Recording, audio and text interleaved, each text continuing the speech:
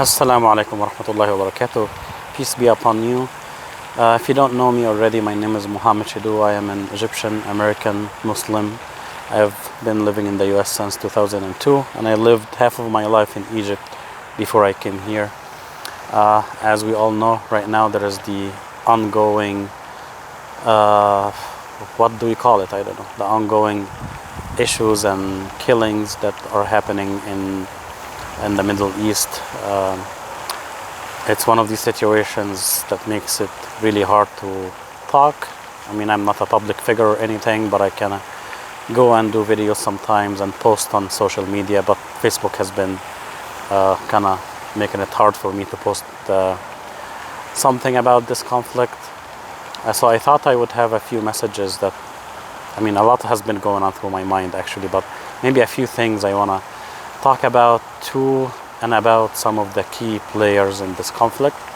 So unlike any other conflict in the world today, this conflict really has many parties engaged and involved in it one way or another. Palestinians, obviously, Israel, the West, including Europe and the US, the Arab world, the Muslim world, the Jews.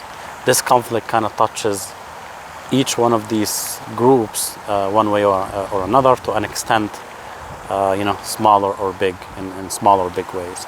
So I thought I would share some thoughts. Just again, I'm not a public figure, but I do have my opinion on things. I'm not necessarily right on everything, but at least I can share what I believe to be true. So where to start? That's the hard thing. I think I would start by saying that when I first heard about the Hamas attack, I thought that this is inevitable. This is going to happen sooner or later. The situation in Israel and Palestine is not really sustainable in any way, and I will get maybe to that once I talk about Israel as one of the obviously main parties involved in that conflict. The situation is not sustainable. You cannot really go for a long time with an occupation and people that live almost like in prison in Palestine, and especially in Gaza also. So it was going to happen sooner or later, honestly. That's what I believe, sadly, and it will continue to happen. It's not going to be calm in this area anytime soon. I mean, there will be moments of relative, maybe not peace, but calm, but it will not continue. So that was the first impression that I had.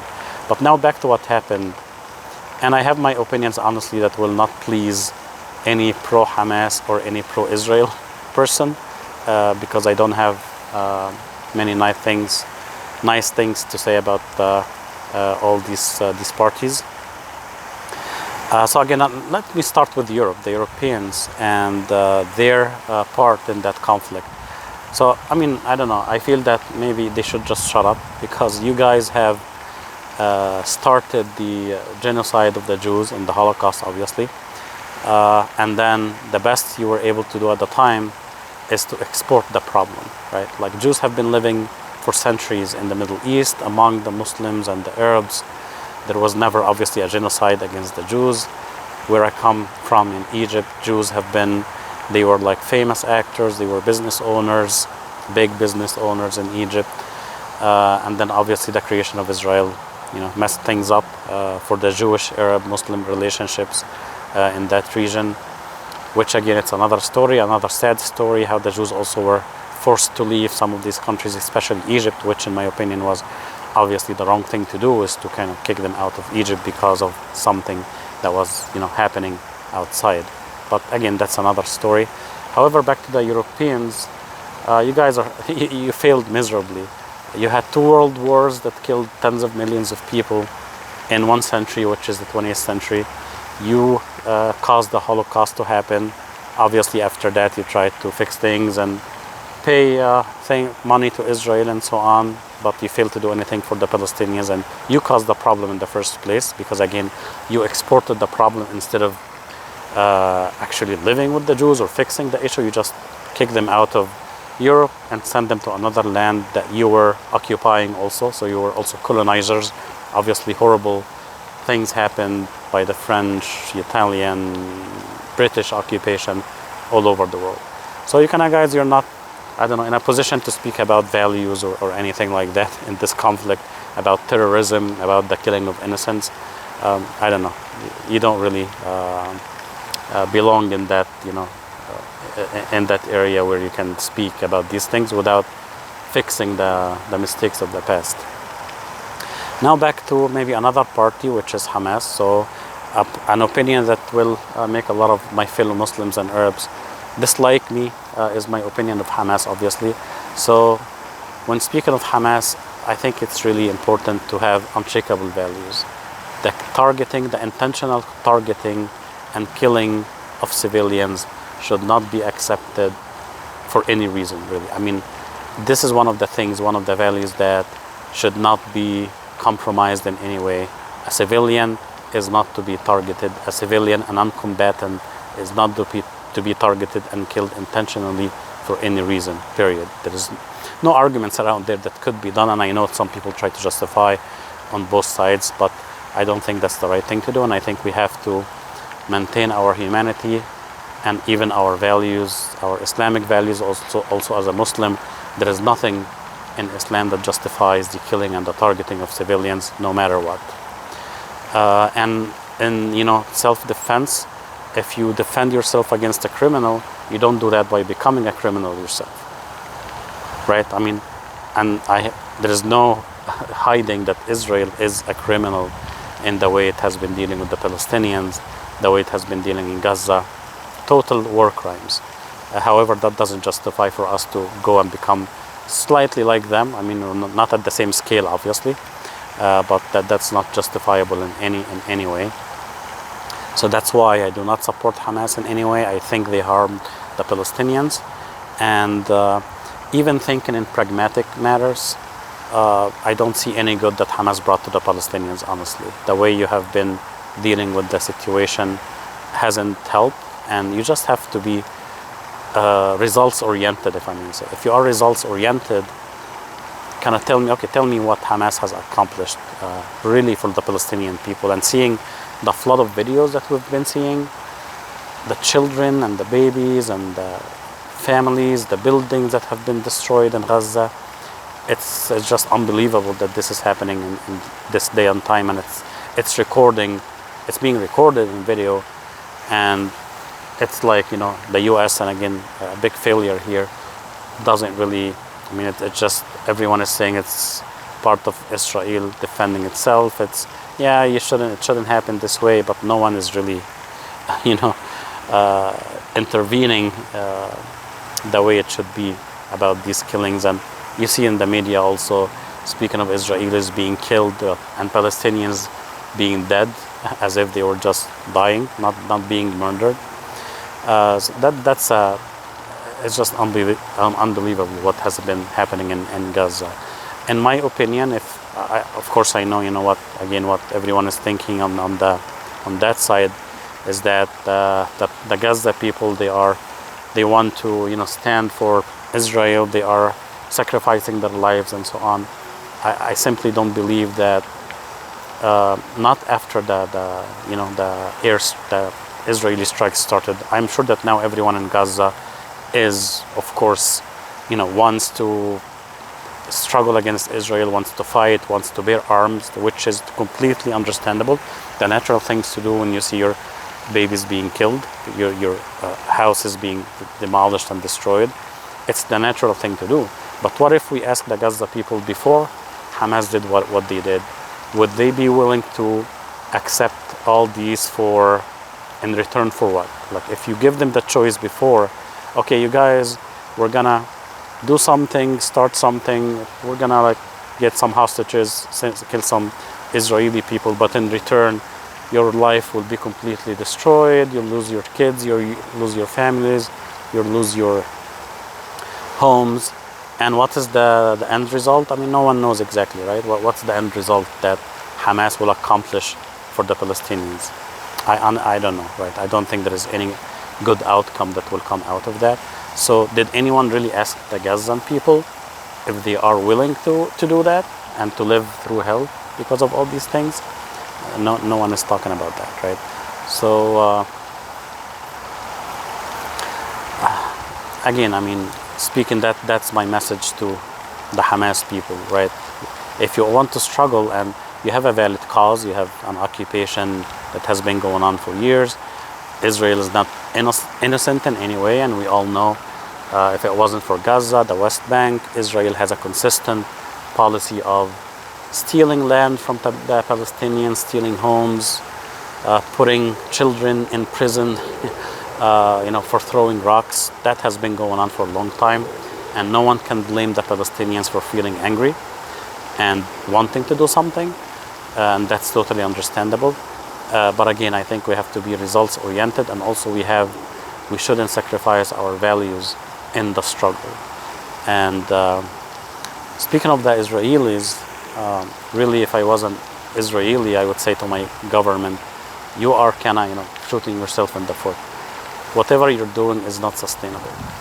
If you really want to live in peace, you don't do it by what you have been doing, creating illegal settlements, kicking Palestinians out of their homes for settlers to go in and take their homes, and how many families that are still living today that were forced out of their homes for the sake of some settlers to go in, which is, again, unbelievable that this is happening. You guys are the masters of collective punishment. And let me just give you an example. Let's say you live in a city or in a neighborhood, and there is a gang in the neighborhood, and the police comes in and just cuts water and electricity, from the entire neighborhood, and they start shooting your brother and your children just in trying to get to that gang, for example. I mean, just think about it. What would you feel if you were in that situation? What if I live in Chicago. Let's say in Chicago there is a big gang, very malicious gang, and then now the city decides to cut off water and electricity from the entire city just to go after this gang. Imagine what would we do, citizens of Chicago. And again, what if we, after, as the police is going after this gang, they will bomb, entire civilian buildings and bomb a hospital because the gang is hiding there.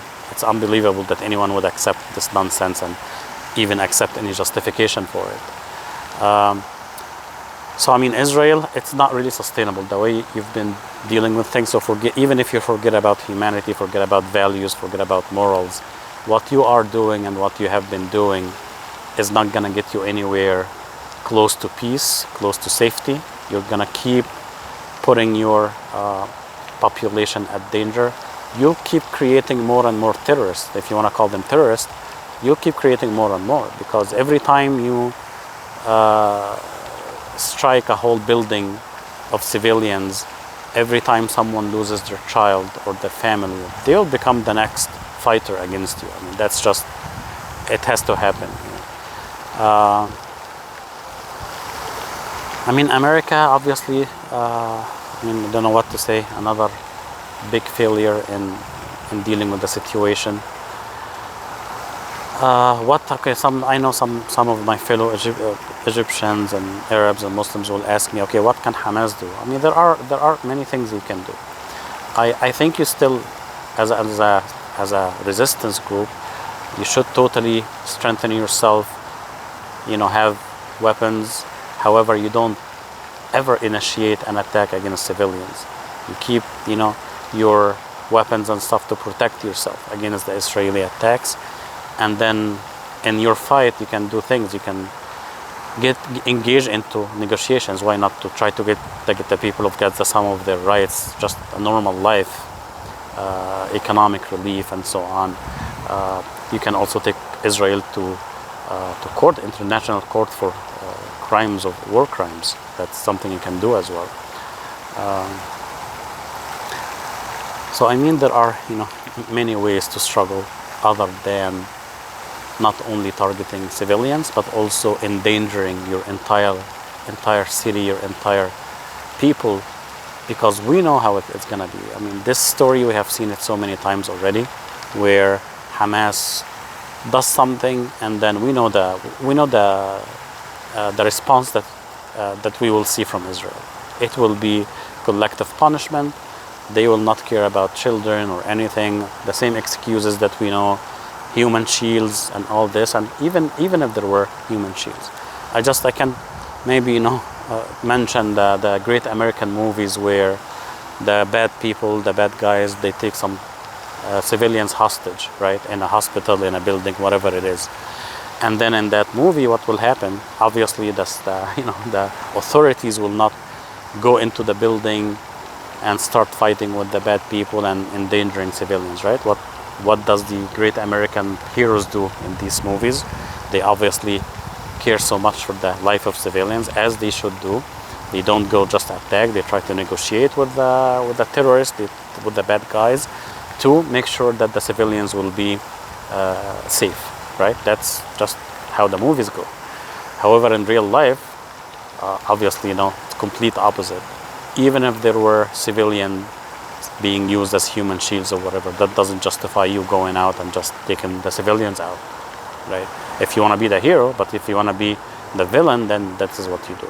So if anyone, is speaking of Hamas as a terrorist organization, as a terrorist group, then Israel is a terrorist state. Because why Hamas is terrorist? Because they target civilians, which, of course, again, is a crime. However, as a state, because this is just a resistance group, a terrorist group, whatever you call it, it's a group, it's not a state, it's not the military of a state. Israel is the military of a recognized state. So if you act like a terrorist group, that doesn't make you anything less than a terrorist or a war criminal. So just a few things that I wanted to mention, and there is of course more that we can say, but I thought I would share some thoughts about the ongoing conflict. Again, what can we say? I mean, I think that the end goal really should be the safety and the equality of every human being. That's what I would like to see for everyone. And again, labels don't matter when it comes to humanity. If you're a Muslim, if you're a Jew, if you're a Palestinian, it doesn't matter. Every human being deserves safety and deserves peace, deserves to see their kids safe, deserves to live, away from shooting and killings and airstrikes, destroying buildings and so on. So that if that was really the goal of everyone, things will look different. But obviously there is no hope in the current situation. There is no leadership on either side that really, has any humanistic values or goals, obviously. I mean, so there is no end in sight really to that situation. And I don't think any of the existing leadership will solve anything. I think things will just keep getting worse until the right leadership surfaces somehow, somewhere, which we don't know when or where or how this can happen at this time. So I think that's just some of my thoughts here. What else can we say? I hope that at least we see some kind of end to the continuous killings of the civilians and the children. And that's really it. We'll see how things will evolve. And let me know if you have any thoughts. And again, as I mentioned, I don't think my message will please any pro-Hamas, any pro-Israeli person. And I know there is a lot of emotions going on both sides right now. But again, I think our focus should really be the safety and the peace of human beings, no matter where. And I know how this will be taken by many the wrong way, but that's what I believe. I might be wrong in some of my analysis of the situation, but again, I think my goal is the safety and the peace of all human beings. And that's it, and maybe until the next video.